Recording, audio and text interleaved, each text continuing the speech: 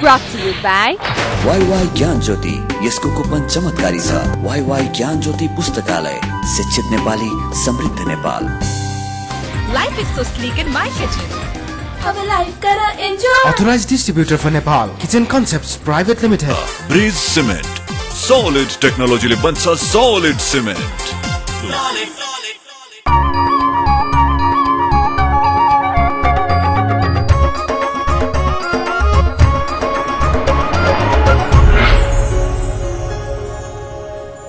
नमस्कार, हिमालय टेलीविजन देख रहा सभी दर्शकों में मैं दयाराम अग्रवाल को प्यार भरियो अभिवादन।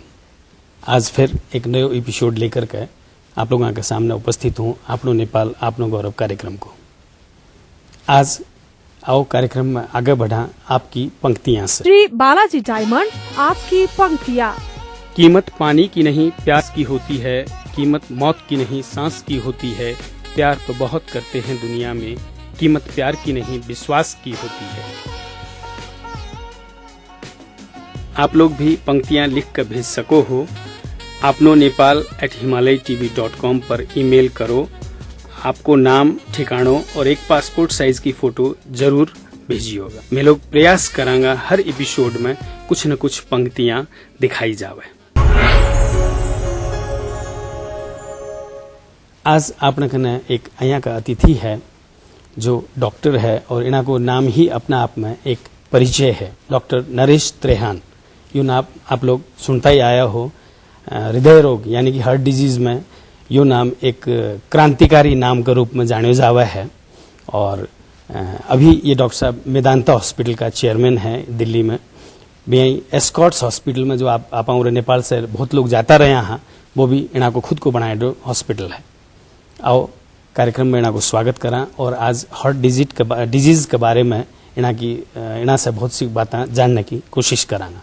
डॉक्टर साहब, कार्यक्रम में आपका स्वागत है। नमस्कार, थैंक यू। डॉक्टर साहब, ये सबसे पहले जैसे हमने सुना हुआ है भारत के जो पूर्व प्रधानमंत्री थे राजीव गांधी, उन्होंने आपको निमंत्रण दिया था भारत में आने के लिए, और उसके बाद आज तक की आपकी जो यात्रा है, इससे आप कितने संतुष्ट हैं? नहीं, इससे अच्छा तो कहीं हो नहीं सकता था, क्योंकि दो बातें। एक तो ये मुझे खुशी या सेटिस्फैक्शन को मिला कि एक जो चीज़ हिंदुस्तान में नहीं थी, जैसे हृदय रोग की ट्रीटमेंट अच्छी तरह से नहीं थी, वो हम 1988 में मैं लेके आया। और बाईपास सर्जरी और कार्डियोलॉजी और स्टेंटिंग और सब कुछ 100 डॉक्टर से ज़्यादा को ट्रेन किया। वो अब कर रहे हैं हिंदुस्तान में। बहुत सारे लोगों को हेल्प किया हार्ट हॉस्पिटल बनाने में। और इससे मतलब कि हिंदुस्तान में ही नहीं, नेपाल में भी नॉर्वेक हॉस्पिटल से हम 20 साल से जुड़े हुए हैं। तो ये जो इस जर्नी में ये सेटिस्फैक्शन मिली है कि एक अपनी स्किल या अपनी स्पेशलिटी को लेके कि कितने लोगों का भला हुआ और कैसी फैसिलिटी जो यहाँ अवेलेबल नहीं थी। क्योंकि जब मैं अमेरिका में था तो हिंदुस्तान से 300-350 पेशेंट हर साल आते थे अपना बाईपास कराने। वहाँ कितना खर्चा करते थे, फैमिलीज को छोड़ के जाते थे। अब उसकी ज़रूरत नहीं है। अब इसलिए वो सेटिस्फैक्शन तो बहुत है और अच्छा रहा है हर तरीके से। आप ये भी देखेंगे कि वो एस्कॉर्ट्स बनाया पहले, फिर मेरे को जब लगा कि वो पुराना हो गया है, अब उसमें नया काम नहीं किया जा सकता, तो मैंने मेदांता मेडिसिटी बनाया कि हम नेक्स्ट स्टेप पे चलें, कि हिंदुस्तान को नेक्स्ट प्रोग्रेस पे ले जाएं, जहां पे ना ही कि सिर्फ हार्ट इंस्टीट्यूट सबसे बड़ा है, उसके साथ साथ सारी स्पेशलिटीज हैं। कैंसर है, न्यूरो साइंसेज हैं, गैस्ट्रोएंट्रोलॉजी है, किडनी की फैसिलिटीज हैं, बोन एंड जॉइंट का बड़ा इंस्टीट्यूट है। कि इसका मतलब हम सब एक मार्के के लोग मिलके एक प्लेटफॉर्म पे जो आ गए, तो वहां पे जो नया आधुनिक ट्रीटमेंट्स हैं, नई जो होप है हिंदुस्तान और इस एरिया के लिए, वो आ गई है अब। तो इसीलिए ये बहुत बड़ी सेटिस्फैक्शन हुई। जैसे आपको हिंदुस्तान में बुलाया गया, अभी ये एक ट्रेंड देखने को मिलता है कि चाहे हिंदुस्तान के हो चाहे नेपाल के हो, डॉक्टर्स जो भी बनते हैं वो कोशिश यही रहती है कि विदेश में कहीं जाके सर्विस करें, इंडिया छोड़ के चाहे नेपाल छोड़ के। इसमें आप क्या कहना चाहोगे, क्यों ऐसा होता है? उसके दो कारण हैं। एक तो टेक्निकल कारण है। जैसे मैं गया हिंदुस्तान से 20 साल अमेरिका रहा, और मैं गया इसलिए कि मेरे को ये देखता था कि पेशेंट्स तो हैं हमारे सामने, उनकी जान चली जा रही है, पर हमारे पास साधन नहीं है उसको ठीक करने के, पर यहाँ अमेरिका में अवेलेबल थे उस टाइम। तो मैं गया कि सीख के आऊंगा वापस, तो ये अपनी लोगों को, देश के लोगों को वही टेक्निक से मैं ठीक कर सकूंगा। तो जहां पे कमी है ट्रेनिंग की, तो वो ट्रेनिंग के लिए जाना तो अच्छा है, चाहे वो कहीं जाएं जहां भी अवेलेबल है, अमेरिका है, यूरोप है, इंडिया है, जहां भी है, क्योंकि अब तो इंडिया में बहुत डेवलप हो गया। जैसे हमारा मेदांता इंस्टीट्यूट आप देखोगे, लोग अमेरिका से आते हैं, कहते हैं कि ये इतना ताजुब के ये इतना हमारे हॉस्पिटल से अच्छा है। तो ये ट्रेनिंग बहुत जरूरी है लोगों के लिए कि प्रोग्रेस करें और वो अपनी ट्रीटमेंट जो है पेशेंट्स को अच्छी तरह से दे सके। एक तो ये कारण। दूसरा इकोनॉमिक कारण भी है कि अगर जो लोग अपने लोकल एनवायरनमेंट में, तनख्वाह अच्छी नहीं है या पैसे ठीक पूरे, अपनी फैमिली को सपोर्ट करना मुश्किल हो जाता है, तो बाहर जाना, उस सिचुएशन में भी लोग जाते हैं। अब वो वापस आए नहीं आए वो तो उनकी अपनी मर्जी है, क्योंकि 90% नहीं आएंगे वापस, 90% इकोनॉमिक रीजन से वहीं रह जाएंगे। बट उसका भी देश को फायदा है, क्योंकि वो कुछ पैसे वापस भेजेंगे। हमारे पास ब्रेन्स की कमी नहीं है, नेपाल में या इंडिया में ब्रेन्स की कमी नहीं है। अगर जो एक जाता है तो दो हम खड़ा कर सकते हैं। हमें अपनी फैसिलिटीज बनानी है, मेडिकल कॉलेज बनाने हैं, ट्रेनिंग फैसिलिटीज बनानी है कि हम दुनिया में भी हमारे डॉक्टर जाएं, उनके लिए अच्छा है, क्या बुरा है। अच्छा डॉक्टर साहब, जैसे अभी आपने महंगाई की बात की, महंगे ट्रीटमेंट जो महंगा है, अभी भी तो ये स्थिति है कि जैसे हार्ट का अगर बाईपास करना हो या एंजियोप्लास्टी करना हो तो आम आदमी आज भी अफोर्ड नहीं कर पाता है। इसको कम करने के उपाय क्या हो सकते हैं? देखो ये सही बात है आपकी कि अगर जो ऑपरेशन अमेरिका में 20 लाख में होता है वो हम उसको 2 लाख में कर सकते हैं यहाँ पे, पर वो भी हमारी पॉपुलेशन के लिए ज्यादा है। तो एक तो प्रयास ये है कि जो टेक्नोलॉजी बाहर से आ रही है, जैसे कंज्यूमेबल बाहर से आ रहे हैं, उनको इंडिया में या इंडिया जैसी कंट्री में मैन्युफैक्चर किया जाए कि हम इकट्ठे मिलकर उसकी कॉस्ट कम करें। दूसरा ये है कि जितना ये लोग अमेरिका में अफोर्ड करते हैं वो करते हैं इंश्योरेंस के जरिए। किसी के पास 20 लाख 25 लाख रुपए बैंक में नहीं पड़ा है, जैसे हिंदुस्तान में 2 लाख रुपए बैंक में नहीं पड़ा। पर अगर जो हम लॉन्ग टर्म इंश्योरेंस करेंगे, इंश्योरेंस में क्या है कि 2000 रुपए में साल में आप अपनी सारी फैमिली की इंश्योरेंस कर सकते हो कि अगर जो कभी तकलीफ होगी तो उसमें से 3 से 5 लाख रुपए तक की हॉस्पिटल बिल में सहायता हो जाएगी। और सारी ट्रीटमेंट इंडिया में इसी रेंज में है। कोई है लिवर ट्रांसप्लांट वगैरह जिसमें ज्यादा लगता है, पर अदरवाइज ये सब कवर हो जाएंगी। अब ये जरूर है कि यहां हमारी कंट्रीज में अभी इंश्योरेंस पूरी डेवलप नहीं हुई है, पर हो रही है। हर साल 15-20% इंक्रीज हो जाता है उसका रीच। तो मेरे को उम्मीद है आने वाले 4-5 सालों में एक तो इंश्योरेंस से हेल्प आ जाएगी। दूसरी जो टेक्नोलॉजी की बात मैं कर रहा हूं कि हमें अपनी टेक्नोलॉजी इनोवेट करनी है, क्योंकि साउथ एशिया में ही आप देखो तकरीबन 200 करोड़ आदमी है। अगर जो 200 करोड़ आदमी अपने पेशेंट्स की ट्रीटमेंट करना है तो हम अपनी टेक्नोलॉजी बना सकते हैं। पहले तो नहीं हो सकती थी, अब हो सकती है। तो इसलिए ये शुरुआत कर दी है हमने। तीसरी चीज जो मेरे को बिल्कुल मेरे जुनून में है कि हमारे ट्रेडिशनल मेडिसिन जो है, आयुर्वेदा, यूनानी जो है, उसके अंदर भी कई गुण हैं जिसको हम भूल गए। उन गुणों को निकाल के मॉडर्न मेडिसिन से मिला के ऐसा कंबाइंड मेडिसिन बनाया जाए जिसकी कॉस्ट पेशेंट को आधी हो जाए। ये प्रयास हमने शुरू किया है मेदांता मेडिसिटी में कि ये पूरा रिसर्च चल रहा है। ऑलरेडी हमने आयुर्वेदा से, आप देखेंगे कैंसर ट्रीटमेंट के पेशेंट्स को, जो उनको बहुत दर्द होता था या बॉडी बिल्कुल वीक हो जाती थी, उसमें हमें बहुत हेल्प करी है। जिन लोगों को पार्किंसंस है, जिनकी चला नहीं जाता, उनकी रिजिडिटी को कम करने के लिए आयुर्वेदा यूज कर रहे हैं। जिनको मल्टीपल स्क्लेरोसिस है, जिसमें उनको वीकनेस हो जाती थी सारी बॉडी की या आंखों में धुंधलापना, उनको आयुर्वेदा से ट्रीट कर रहे हैं। तो मेरा ये विचार है कि हमारे को आधुनिक नॉलेज जो है मॉडर्न मेडिसिन की, उसको हम ये जो रसायने हैं हमारी हर्बल मेडिसिन की, उनको रिसर्च करके इनके साथ दोनों में मिलाया जाए। आने वाले 5-7 सालों में बहुत फर्क पड़ सकता है। तो मैं ये कह सकता हूं कि डॉक्टर नरेश त्रेहान कुछ आने वाले सालों में एक ये नया रिवोल्यूशन करने जा रहे हैं। मेरी ये उम्मीद है मेरी उम्मीद ये है और मेरा जुनून भी ये है कि हिंदुस्तान और इस एरिया को, नेपाल हमारे भाई सब हैं, इनको सबको एक दिन ऐसा आना है कि हम अपनी मेडिसिन बनाएंगे जो दुनिया फॉलो करेगी। ये हो सकता है, ये मेरा बिलीफ है। अच्छा, एक चीज है, जैसे हार्ट पेशेंट नॉर्मली कहीं पे भी, अब जैसे नेपाल में अगर ट्रीटमेंट ना हो तो वो इंडिया में जैसे आपका नाम या आपके हॉस्पिटल का नाम सुन के आते हैं या चले जाते हैं, लेकिन हमने उन लोगों से, बहुत से लोगों से ये सुना हुआ है कि सीनियर डॉक्टर्स पेशेंट को पोस्ट ऑपरेशन में मिलना भी नहीं चाहते या मिलते नहीं हैं, जिससे कि उनको सेटिस्फैक्शन नहीं होता कि उन्हीं डॉक्टर ने मेरा ट्रीटमेंट किया या नहीं किया। ये बात सही है आपकी कि ये तो डॉक्टर पे डिपेंड करता है, और आपको ये भी देखना है कि एक डॉक्टर जरूर पेशेंट को सेटिस्फैक्शन होती है मिलने से, और जरूर मिलना भी चाहिए। पर कई बार ऐसा होता है कि जैसे लोग जो खुद ऑपरेशन करते हैं वो व्यस्त हो जाते हैं उसके अंदर इतना ज्यादा कि वो कई बार टाइम नहीं मिलता जाके मिलने का जो मिलना चाहिए। मैं ये हर एक डॉक्टर को ये भी बोलता हूं, खुद को भी ये बोलता हूं, क्योंकि मेरा भी सारा दिन 12 घंटे काम करता हूं मैं, उसमें भी कई बार ऐसा ऑपरेशन थिएटर में इतना टाइम निकल जाता है कि टाइम नहीं मिलता रोज मिलने का या 2-3 दिन में। तो मैं कोशिश जरूर करता हूं और मैं और डॉक्टरों को भी बोलता हूं। तो ये पेशेंट्स को अंडरस्टैंड करना चाहिए एक तरीके से कि ये नहीं कि हमारी चाहत नहीं है, एक पूरी टीम बनाई गई है जो पूरा स्पेशलाइजेशन करता है कि कैसे पोस्ट ऑप में केयर करना है। तो एक सर्जन का ये फर्ज है कि वो जो पेशेंट जिस क्वालिटी से आया है, जिस क्वालिटी से उसका ऑपरेशन हुआ है, उसी क्वालिटी से उसकी पोस्ट ऑप केयर होनी चाहिए, उसी क्वालिटी से उसको लाइफ लॉन्ग हमारा से एक्सेस मिलना चाहिए।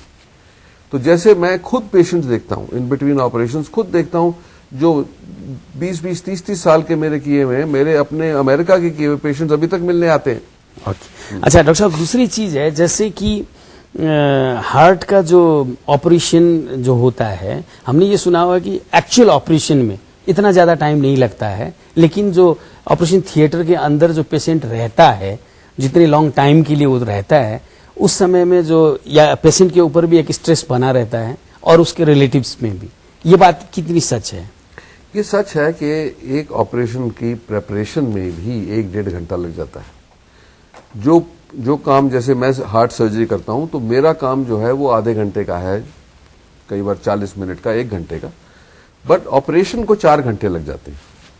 ये जरूर है कि पेशेंट की फैमिली तो हो सकता है, मतलब एंग्जाइटी तो होगी, जरूर होगी, ये तो भाई लाइफ डेथ का मामला है तो जरूर होगी, पर यह है कि इसको उनको हम पहले ही बता देते हैं कि इसमें 4 से 6 घंटे लगेंगे, उसमें आप फिक्र नहीं करना, क्योंकि मैं ऑपरेशन पे कंसंट्रेट करूं कि फैमिली को मैसेज भेजने की पे कंसंट्रेट करूं। और ये अच्छा होता है कि उनको तब बताएं कि सब ठीक ठाक हो गया है। ये बोलना कि ठीक हो रहा है उसका तो कोई फायदा नहीं है। जब ठीक ठाक हो गया उनको टेलीफोन पे मैसेज दे देते हैं, उनको बुला लेते हैं, पेशेंट को दिखा देते हैं, एक्सप्लेन कर देते हैं कि क्या क्या किया गया है। अब यह है कि एंग्जाइटी ऐसी चीज है जिसमें पेशेंट को जितना भी आप इंफॉर्मेशन देंगे, जितना भी हैंड होल्डिंग करेंगे, उतना कम है। ये मैं समझता हूं कि उनके लिए क्या बीत रही होगी बात, पर इनको ये भी सोचना है कि अंदर डॉक्टर भी क्या काम कर रहे हैं। पेशेंट तो खैर एनेस्थीसिया में है तो उनको तो नहीं कोई एंग्जाइटी है, बट फैमिलीज को जरूर होती है। ये मैं अप्रिशिएट करता हूं।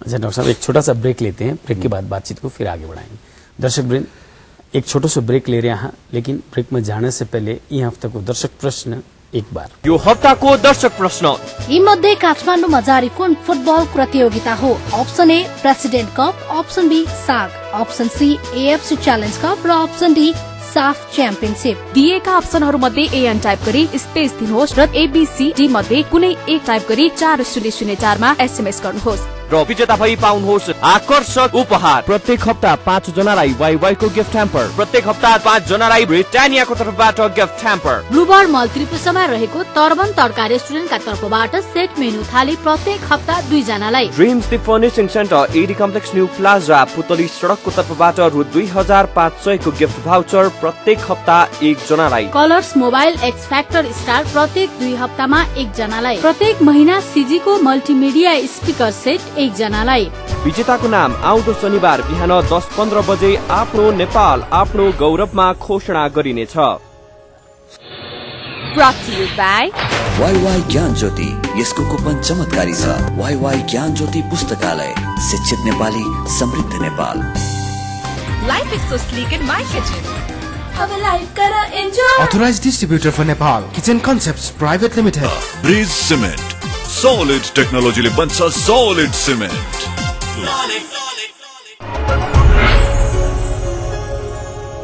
ब्रेक के बाद आप सबको स्वागत है। अभी आप बातचीत कर रहे हैं डॉक्टर नरेश त्रेहान जी से और ये बातचीत ने फिर से आगे बढ़ावा। ये हार्ट का जो रोग है इसमें इंसान का इमोशंस कितना काम करता है वो रोगी होने में? जरूर काम करता है, क्योंकि एक आप देखेंगे बॉडी जो है, एक जिसने भी बनाई, भगवान ने बनाई, जिसने बनाई, एक ऐसी परफेक्ट मशीन है। इससे परफेक्ट मशीन कभी बन नहीं सकती मेरे विचार में। पर इसके अंदर कई इंटरनल हार्मोन्स हैं, नर्व्स हैं, मसल है, बोन्स हैं, ये सब एकदम रिदम में काम करती हैं। जब स्ट्रेस आता है या डिप्रेशन आता है या इमोशन में डिस्टर्बेंस आता है तो ये बॉडी का फंक्शनिंग भी गड़बड़ हो जाता है। तो आपकी रिदम जो है वो गड़बड़ होने से आपके हार्ट के ऊपर स्ट्रेस इसलिए पड़ता है कि आर्टरीज कंस्ट्रिक्ट हो जाती हैं जब आदमी एंगर में होता है या डिप्रेशन में होता है, और उसकी बार बार ऐसे होने से उसमें डैमेज हो जाता है।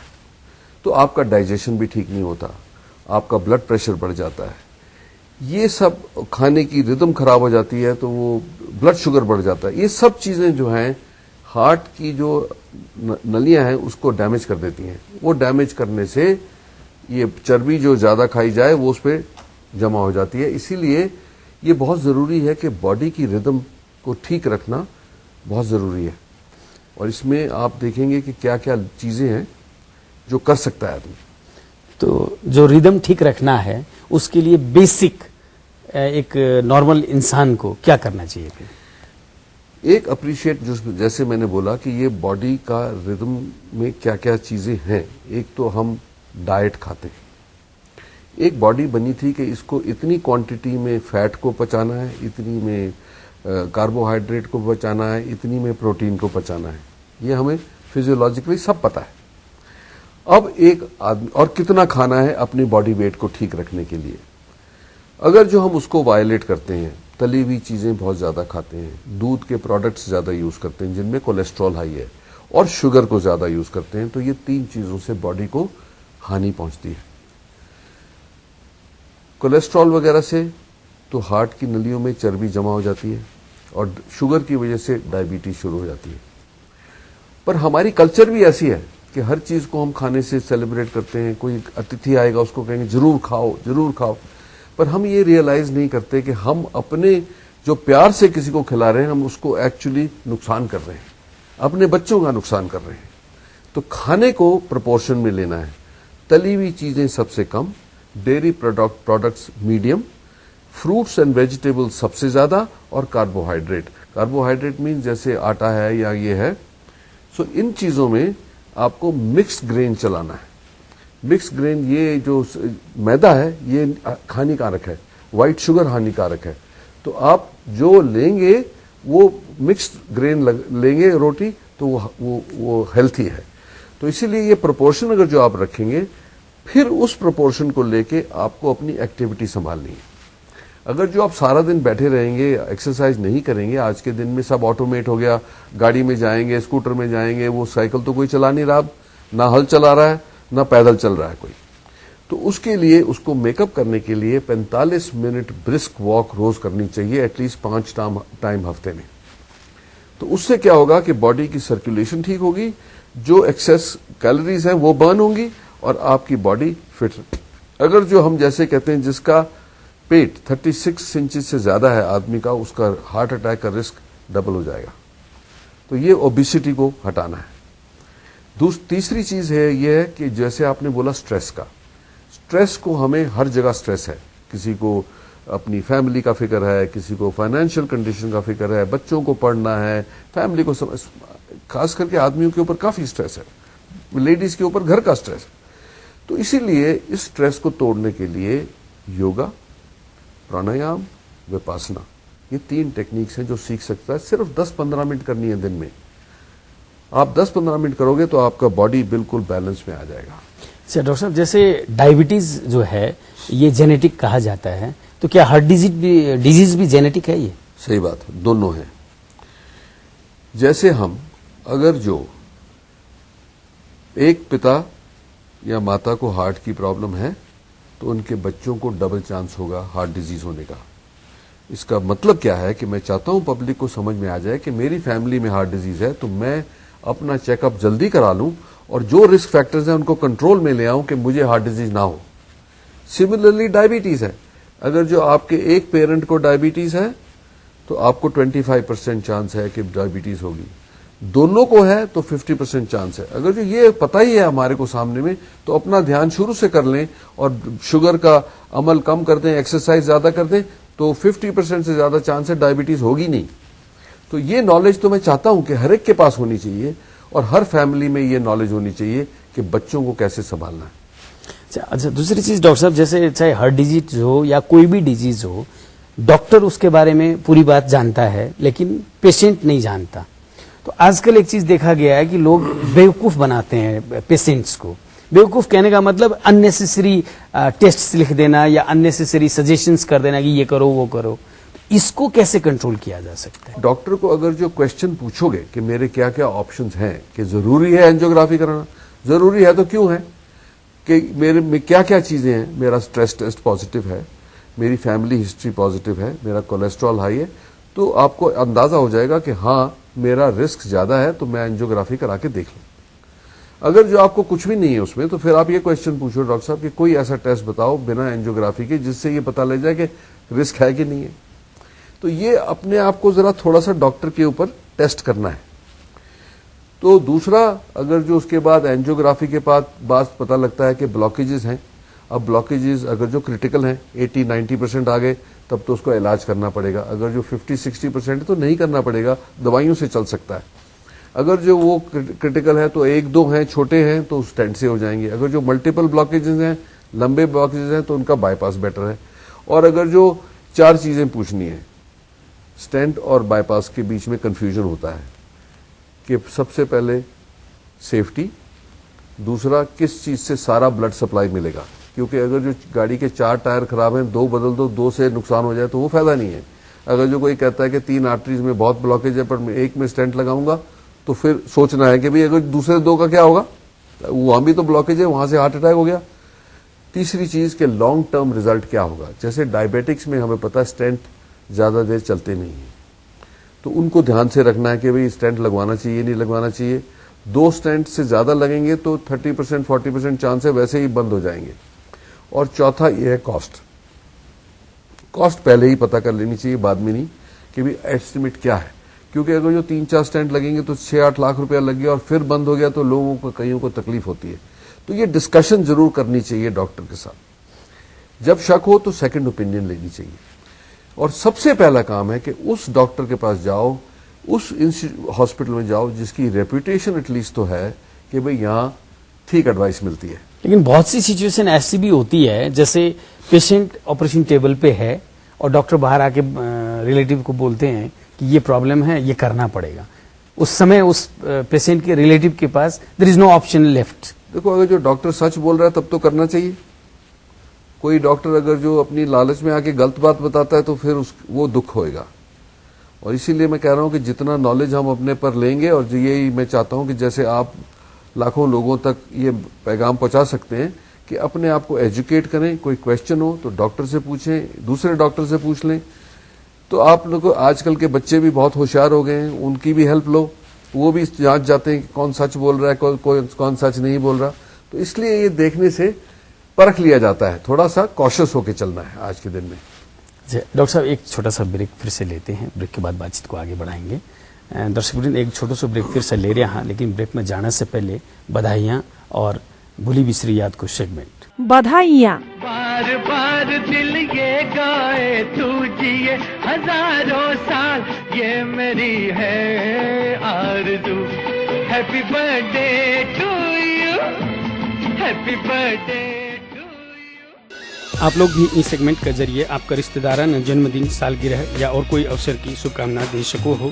बस थाने इतनो करनो है, जन शुभकामना देनो चाहो हो उना की फोटो और थारी आपकी फोटो एवं दोनों को नाम और अवसर को नाम अपनो nepal@himalayatv.com पर ईमेल करो। हमारी हर संभव कोशिश रहेगी ज्यादा से ज्यादा शुभकामना संदेश प्रसारण कर सका।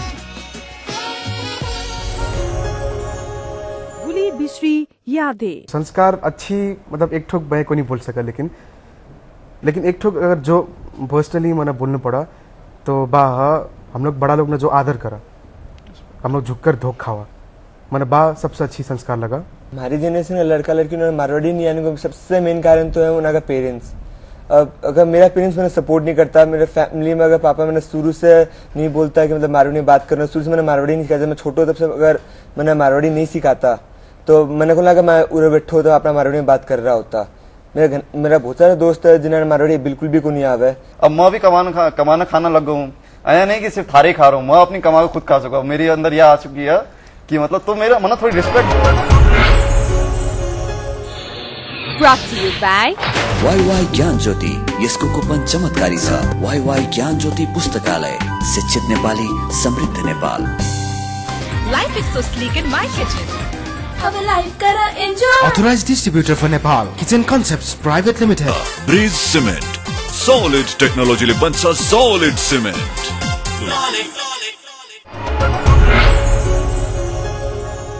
ब्रेक के बाद आप सबको फिर से स्वागत है।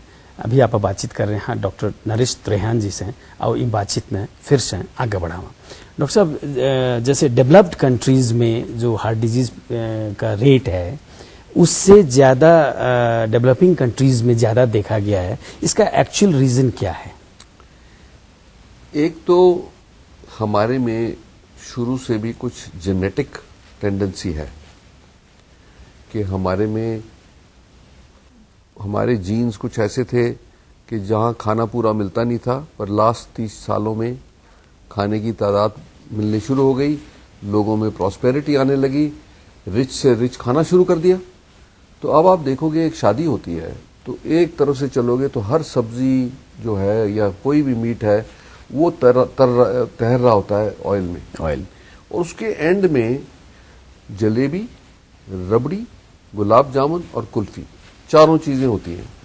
तो अगर जो एक सोच के अपने हम कि इतना इंडल्ज करेंगे कि शुरू से लेके खाएंगे और एंड में 4 चीजें इकट्ठी खा जाएंगे तो नेचुरली हमारी बॉडी हैंडल नहीं कर सकेगी। तो एक तो जेनेटिक प्रोपेंसिटी तो है ही है, उसके ऊपर हमने डाइट ऐसी रिच कर दी कि वो हानिकारक है। फिर एक्सरसाइज नहीं करना है, अब घर में भी कोई बाथरूम ही जाना पड़ता है, बाकी तो लोग बैठे रहते हैं, टीवी देखते रहते हैं। और तीसरा स्ट्रेस का मैंने आपको बताया ही था। तो ये स्ट्रेस तो दुनिया में हर जगह है, पर ये 2 चीजें कम है। अगर जो आप अमेरिका देखोगे, एक तो उनको इतनी अवेयरनेस होगी कि खाना बिल्कुल नाप तोल के खाते हैं और सही खाएंगे, और जो नहीं खा रहे उनको हार्ट डिजीज हो रही है। और सब लोग जो हैं, कोई भी बोलो, एक्सरसाइज करते हैं, वो 40-45 मिनट अपना एक्सरसाइज जरूर करते हैं।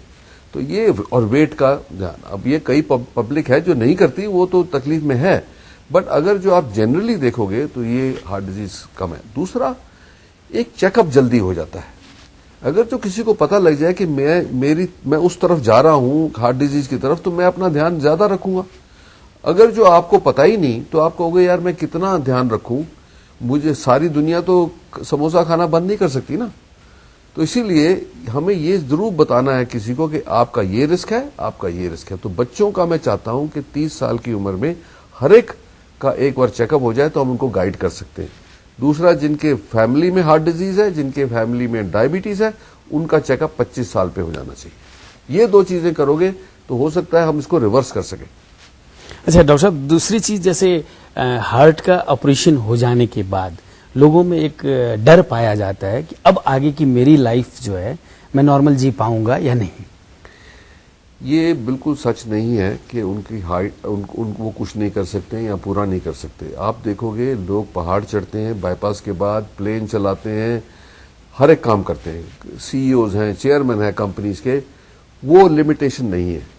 इसकी ये प्रॉब्लम है कि आपको एक इतना लेट नहीं करना कि 3 हार्ट अटैक हो गए फिर ट्रीटमेंट के लिए जाओ, जब हार्ट ही बिल्कुल बैठ गया तो वो कमी तो रह सकती है। बट जो आदमी हमसे अच्छी कंडीशन में पहुंचेगा, जिसका हार्ट फंक्शन एटलीस्ट 40-45% से ज्यादा है या ज्यादा है, वो घोड़ा भी चला सकता है, सब कुछ कर सकता है। अच्छा, एक चीज है जो नॉर्मली पेशेंट्स डॉक्टर के सामने बोलने में घबराते हैं या डरते हैं या समझ लीजिए शर्माते हैं, that is for the sex. कि हार्ट अगर मैं पेशेंट हूं, चाहे वो लेडी हो चाहे हस्बैंड हो, in that case what you से? वो पूरा सेक्स कर सकते हैं। कई लोग तो कहते हैं कि वो ज्यादा मतलब उनकी लिबिडो बढ़ गई है, मोस्ट पीपल फील बेटर, तो ये तो बिल्कुल कोई लिमिटेशन नहीं है। अच्छा, अब एक चीज जैसे यंग जनरेशन जो है हमारा, उसको आप क्या मैसेज देना चाहोगे? 3 चीजें फिर से मैं दोहराऊंगा अपनी लाइफ में। खाना उतना ही खाना है जितना बॉडी का वेट नहीं बढ़े, जो नॉर्मल वेट होना चाहिए वैसा ही खाओ। दूसरा, एक्सरसाइज से बैलेंस करो। 2 चीजें करने से आपको बहुत फायदा होगा लाइफ लॉन्ग। अपने पेरेंट्स की हिस्ट्री देखो कि अगर जो उनको हार्ट डिजीज है तो आपको चौकन्ना रहना है, डायबिटीज है तो आपको चौकन्ना रहना है। स्मोकिंग और या tobacco in any form is very bad, क्योंकि या वो हार्ट डिजीज देगी या कैंसर देगी, तो उसके से तो बच के रहना है बच्चों से, बचपन से ही, क्योंकि छोटी उम्र में ज्यादा टेंडेंसी होती है सिगरेट वगैरह ऐसे केयरलेसली ले लेता है, उनको ये भी नहीं पता कि उसका हानिकारक है, तो इसलिए वो बहुत हानिकारक है, उससे बचना है। अल्कोहल बहुत कम, अल्कोहल मतलब 2 स्मॉल ड्रिंक से ज्यादा नहीं लेनी है हफ्ते में 4 बार। तो ये अगर जो बच्चे अपना शुरुआत में एक्सरसाइज, खाना और ये इम्प्लीमेंट करेंगे तो उनको मैक्सिमम चांस है कि हार्ट डिजीज नहीं होगी और बीमारियां भी नहीं होंगी। अगर जो जिनको मोटापा होता है उनका कैंसर बढ़ जाता है और आर्थराइटिस बढ़ जाता है, नीज चेंज कराने पड़ते हैं, तो इसकी बहुत बैड लाइफस्टाइल हो जाता है अगर जो आप अपनी परवाह नहीं करें। पर अगर जो एक बार आदमी पे वेट चढ़ जाता है फिर उसको निकालना बड़ा मुश्किल होता है, इसलिए मैं बच्चों को तो वार्न करूंगा कि शुरू से ही स्वस्थ रहो। अच्छा, जैसे अभी आपने बताया अल्कोहल और ये तंबाकू या टोबैको, इसका सेवन सबसे हानिकारक है, लेकिन ऐसे भी तो बहुत से पेशेंट देखने को मिलते हैं जो ये कभी नहीं लेते फिर भी हार्ट प्रॉब्लम्स तो आती है। ये बात सही है और उनको ज्यादा तकलीफ होती है। वो कहते हैं कि मैं तो ना मीट खाता हूं, ना मैं शराब पीता हूं, ना मैं सिगरेट पीता हूं, मैं बहुत मतलब पाप वाप भी नहीं करता, बड़ा धार्मिक आदमी हूं, मुझे फिर भी हुआ। ये पक्की बात है कि आपको अगर जो आप लीन भी होंगे 5% को तो होगा ही होगा, और अगर जो आप इसका ख्याल नहीं रखेंगे तो 10% को होगा। तो इसलिए उनका आधा चांस है होने का, जो सूफी आदमी है। जो नहीं है तो उसको 10% देखना। डॉक्टर साहब, हिमालय टेलीविजन के इस कार्यक्रम आपनो नेपाल आपनो गौरव से बातचीत करने के लिए आपका बहुत बहुत आभारी हूं, और आपकी जो आपने जो सपना देखा हुआ है आगे के लिए, वो सपना जल्दी से जल्दी पूरा हो और भारत के और नेपाल के सभी जनता उससे लाभान्वित हो, ये मैं आपको शुभकामना देता हूँ। दर्शक वृंद, अभी आप लोग बातचीत सुना डॉक्टर नरेश त्रेहान की बातचीत, और आशा करूँ हूँ कि आप लोग ये जो भी आपने बताया है इन बात पर गौर करोगा।